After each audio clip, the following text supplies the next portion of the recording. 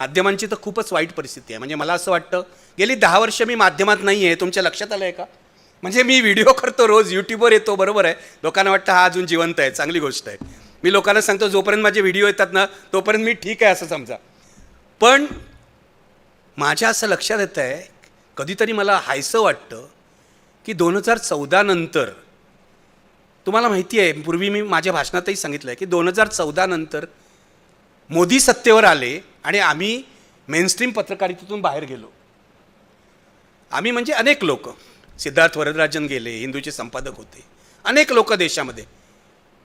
पहिल्यांदा मोदींनी जो बळी घेतला तो आमच्या नेटवर्कचा घेतला. IBN लोकमत हे आमचं चॅनल होतं, पण TV18 CNBC TV18 हे आमचं नेटवर्क होतं आणि देशातलं सगळ्यात प्रभावी नेटवर्क होतं, हे लक्षात घ्या. सगळ्यात प्रभावी नेटवर्क होतं. म्हणजे टाइम्स ऑफ इंडिया हा देशातला सगळ्यात जुना पेपर होता, पण ह्या पेपरकडे सुद्धा टेलिव्हिजनची पॉवर नव्हती. ते या CNBC TV18 कडे होते. कारण CNBC सारखं चॅनल, आवाजसारखं चॅनल जे बिझनेसशी संबंधित आहे, CNN IBN 7 IBN लोकमत, ही सगळी चॅनलची पॉवर या नेटवर्ककडे होती. 2014ला नरेंद्र मोदी हा हुशार माणूस आहे, हे आपल्याला मान्य करायला पाहिजे. हिटलरही हुशार होता, मुसोलिनी हुशार होता, हे बेसिक आपल्याला मान्य करायला पाहिजे. दोघंही लोकप्रिय होते, लक्षात घ्या. आपण चूक करता कामा नये.